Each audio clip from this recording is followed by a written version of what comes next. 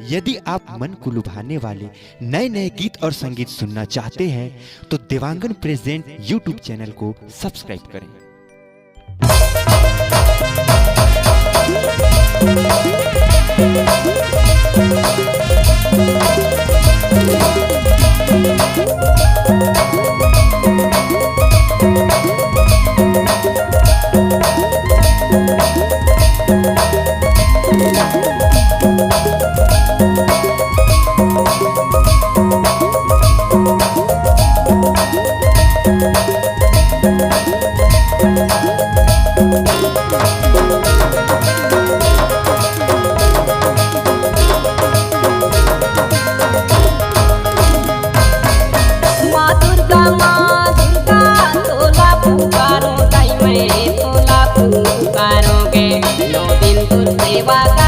आरती उतारो मैं सेवा ले लेना रे निमोर 9 दिन तुर सेवा के आरती उतारो मैं।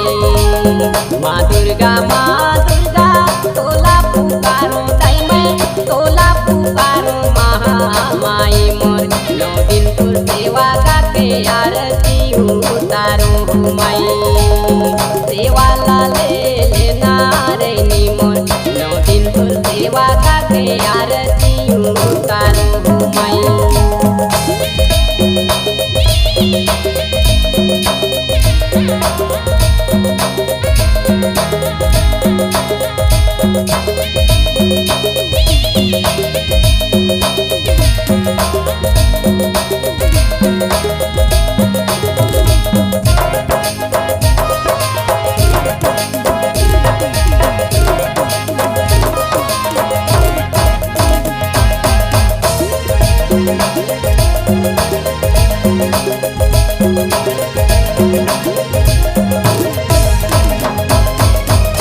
फूल फूले उजर कवन फूल लाल दाई कवन फूल लाल गे दाई कवन मैया बैठे सुंदरी डार मांग में चंदन ले हाथ में कपर दाई हाथ में कपर गे दाई भदर भदर यागी बरे हो माई सेवा ले लेना रे निमोर दाई भदर भगर यागी बरे हो माई।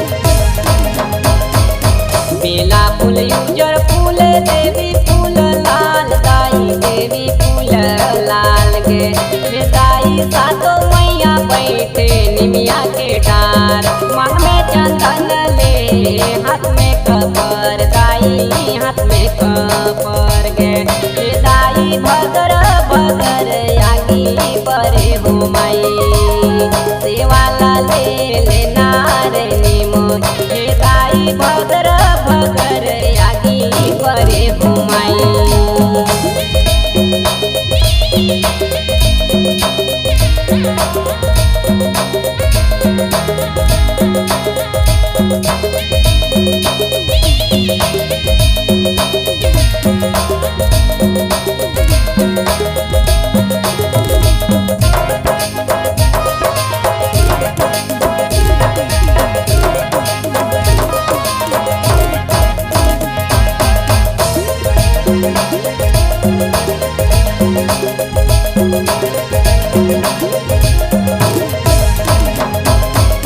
तोरे तो धाम माता लाली चुनरी के दाई लगे ओलहार गे मोर माता लाली रे ध्वजा तोला ओढ़ाते गे माई मोर माता लाली रे ध्वजा तोला ओढ़ाते गे माई मोर माता 9 दिन सेवा ला बजाऊंगे माई।